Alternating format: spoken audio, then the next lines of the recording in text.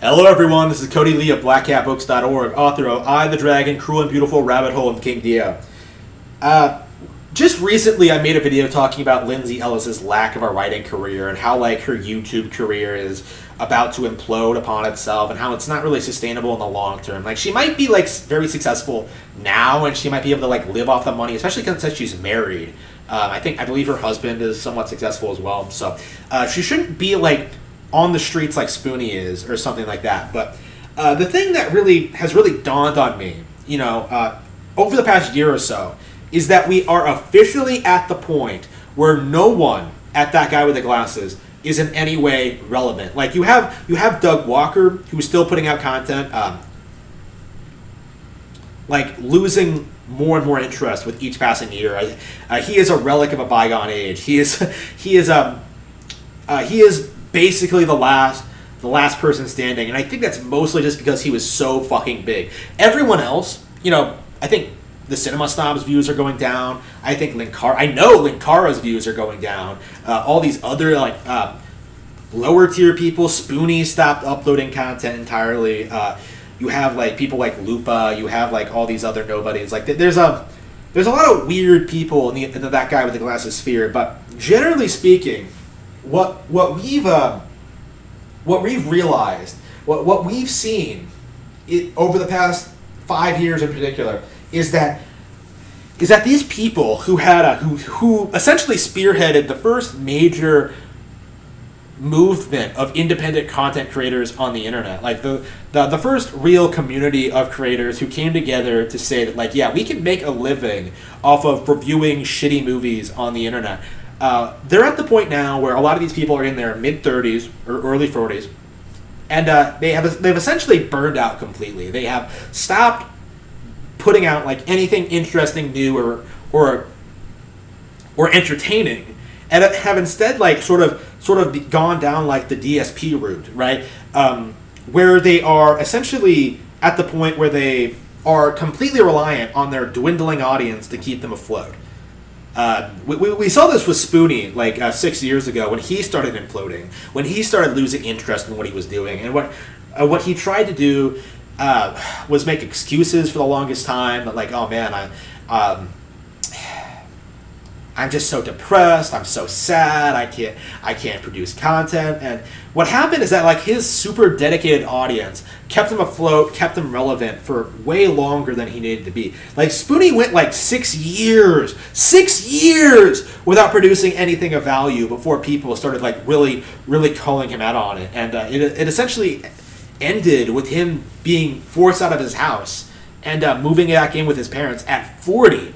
Still refusing to get a job, still refusing to make any major life changes, still refusing to really do anything. He's at the point now where he won't even tweet. We're not sure exactly what the situation with that is. The assumption among the community is that his fucking parents aren't letting him use his Twitter account, which is kind of funny to me. But Spoonie is gone, completely imploded. The biggest name on the site, well, the one with the biggest cult following, I think, the one who was the most fanatical community on the site, has imploded. Rest assured that the rest of these people, who the internet hasn't been following nearly as closely, are in the same position, worse, or on the decline. Lindsay Ellis, her views are her situation with her writing career, the people she's surrounding, that's going to implode at some point. In a lot of ways, it already has. Doug Walker's views are going down. Linkara is actually the big reason I wanted to make a video about this, because Linkara is someone who's been regularly doing the same thing since since he first started uploading videos in 2008.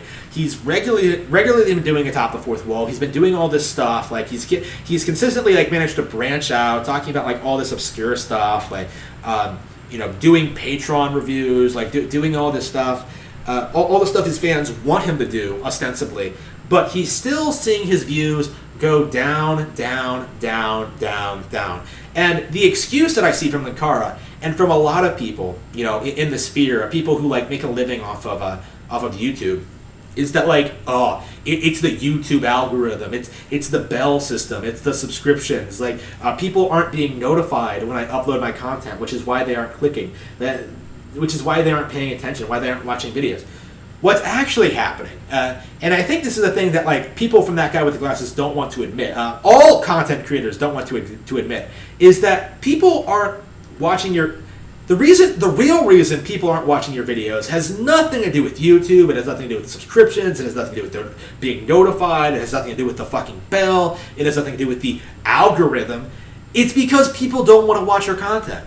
That's really all there is to it. Like, 12 years later, Linkara's shit, of covering niche comic books on the internet, it's stale, it's tired, it's derivative, it's boring. Like, not only is he not talking about anything that anyone actually cares about, Linkara, the person himself, has alienated a significant ton of his audience because of his personal views, because of his attitude, because of his personality. Like, Linkara, in a lot of circles on the internet, is seen as a complete joke. And even I, someone who's like never really followed his content, like kind of feels that way. Like when I heard that he was streaming video game content to try and pay his taxes, it made me think he really had become Darkside Phil. Like he was doing the exact same thing Phil was doing around the same time. These people never really understood what it takes to become successful. Like, these people never really understood what they were getting into. They did not realize that the thing that they decided to make their career, making videos on the internet, was a finicky thing and wouldn't last.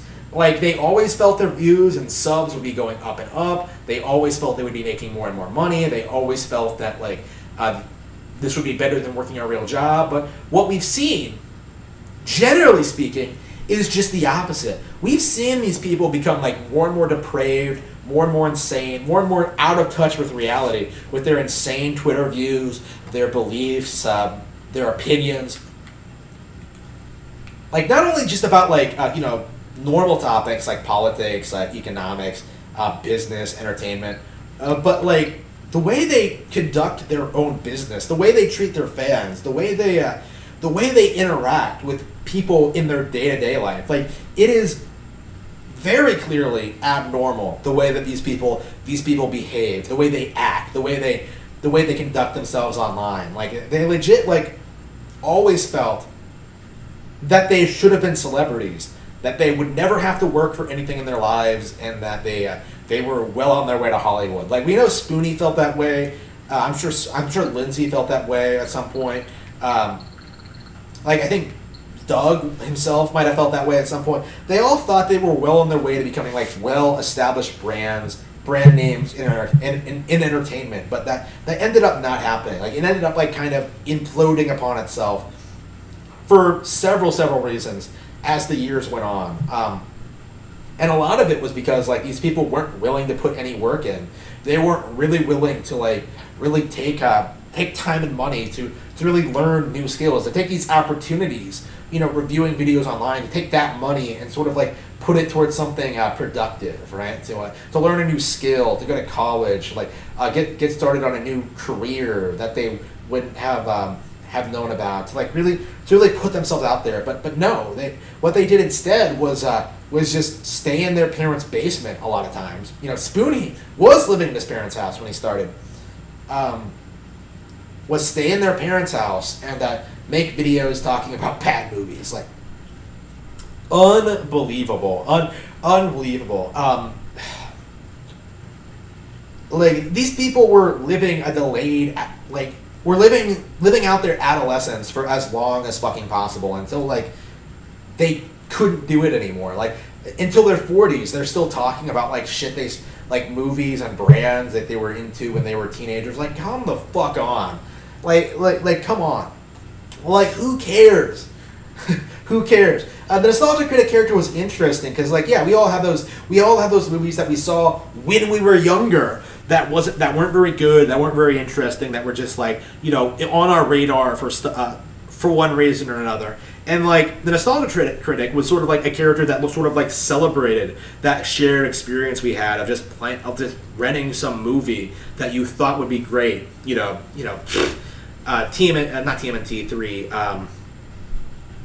something like the Super Mario Bros. Movie or Batman and Robin, like stuff like that, like stuff that we saw that was just like that, like confused and just befuddled us. But now it's just these people are just chasing trends, trying to keep themselves relevant, and trying to keep the clicks coming, trying to remain relevant, so they can keep the cash flow coming in, so they can keep making money, so they can keep living out their hedonistic fantasies of being some big shot in Hollywood. The closest they're ever going to get to that experience. It's sad. It really is. Spoonie should have gotten a real job. Like, he should have stopped, like, reviewing things in 2014 or so. Like, when he started realizing that he had real psychological problems. Assuming he does have real psychological problems. I somehow really doubt that. Going by what I know of the medical industry, I don't believe Spoonie when he says that, like, he has every disease known to man. I don't believe him. I don't believe his doctors. Spoonie's full of shit. Spoonie should have really focused on getting his life back on track, really